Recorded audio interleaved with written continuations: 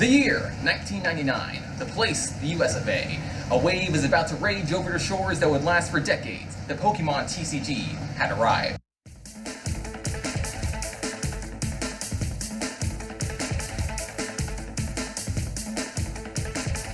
Wizards of the Coast is a company that I hold near and dear to my heart, considering they made Magic the Gathering my favorite game of all time. But in the late 90s, they were looking to expand, and with their experience in the card game, they were getting ready to explore just how much they could do. And with that, Nintendo gave them the license to make the English version of the Pokemon game. Considered the golden era of the collecting, and definitely something that we're seeing quite a boom now. Being the 25th anniversary, it seemed like a good opportunity to turn back the clocks and look at all of these cool cards ranging from the original base set through legendary collections. So today we're going to look at the golden era of the Pokemon TCG. Starting off, we're going to go with the earliest releases for the Pokemon TCG. Here we have first edition Shadowless cards. The Pokemon base set came in a few different versions, the first being first edition Shadowless, noted by the non-floating border, so you have a very flat side there in that first edition stamp. But after those, we move into regular Shadowless. So no first edition stamp, but we do still have the non-floating bezel.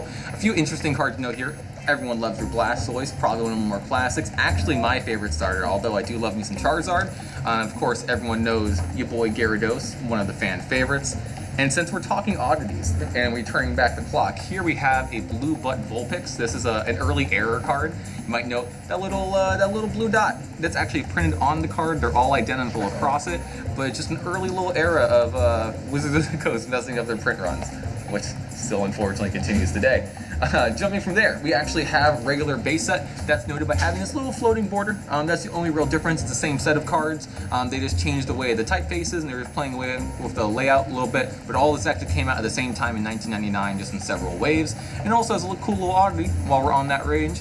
Here is one of the pre-constructed decks that Wizards of the Coast released. This is the first edition shadowed Machamp promo is included in those decks. But if you look there, we actually have one sealed, which is pretty cool to see. I haven't seen one in the plastic still, which is super awesome.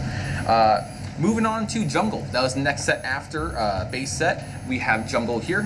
Here's actually a real cool one. This is the first pre-release promo that Wizards of the Coast has ever done for Pokemon. There was supposedly a right to that came out a little bit before, but I don't believe it ever actually made it out to market. But this is as early as it gets. This is the first pre-release promo in the game, so it's super duper cool to see. Going on with the Jungle oddities, here we actually have two cards from the Jungle era. Again, a little misprint action. These guys don't have set symbols, so it's again cool to see that Wizards of the Coast still manages to have errors in their print runs. After Jungle, Wizards of the Coast moved on later in '99 to the Fossil set. The pre-release card for Fossil was a super duper cool Aerodactyl. Everyone loves Aerodactyl, and this is just a super awesome little guy there.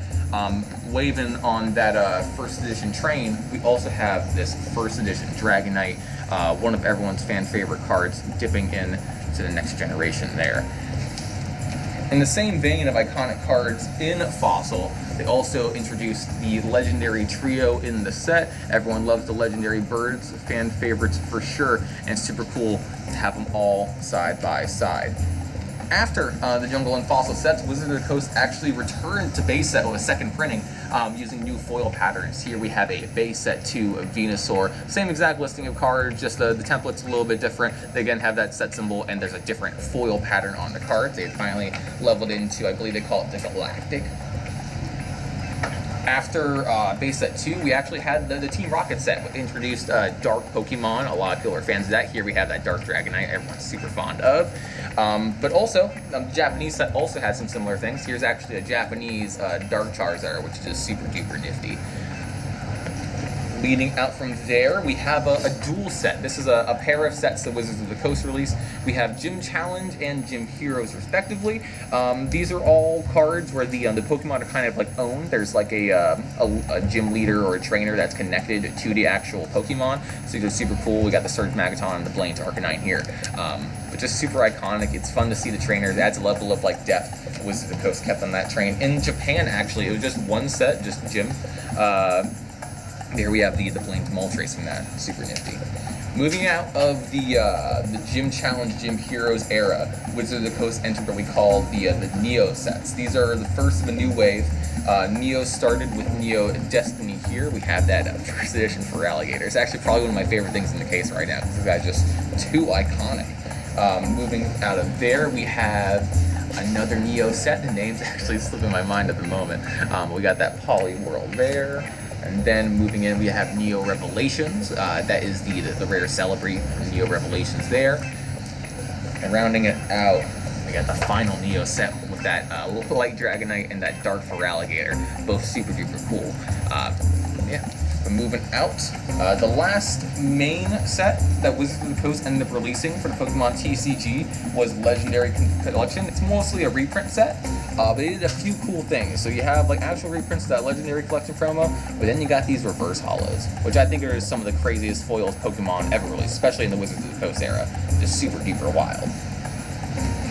And one of the other hallmarks of the Wizards of the Coast era game and the olden days is the Black Star promos. And we actually have a bunch of them here. Just different things they would release, most of them for like Pokemon Leagues or special events or promotions like Manlands and stuff like that. This one's actually the Game Boy Meowth promo. Notice, again, it's still sealed in the packaging. This was given away at the Game Boy game. You have, everyone knows the Ancient Mew. Everyone's gotta love the Ancient Mew. It's one of the most iconic cards in the game. But yeah, they're super nifty. That again happened under Wizards of the Coast, riding on that Mew train. We have both the Black Star promos. These were 2 months apart as the League promos. Again, super cool to see.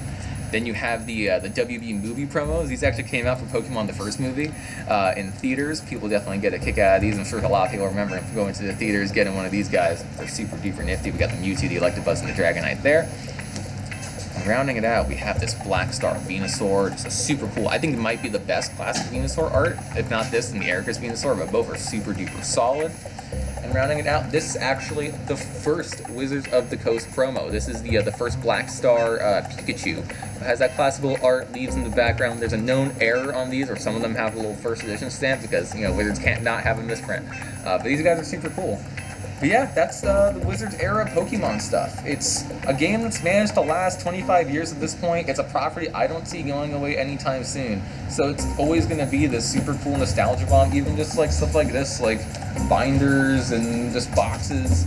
It all has this very visceral feel of bringing you back to your youth. It's something that I'm really hoping to see if it can last another 25 years.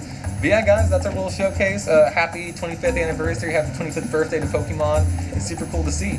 If you guys enjoy content like this, make sure to like and subscribe to our YouTube and our Facebook. Check us out online. And yeah, what kind of cards you guys picked up recently? Picked up any old stuff? Have you delved into Shiny Fates and gotten any cool pulls out of there? Let us know in the comments. We're always looking to see. But yeah, I'll see you guys around in the next one. I've been Austin of Coliseum of Comics, and we'll see you around.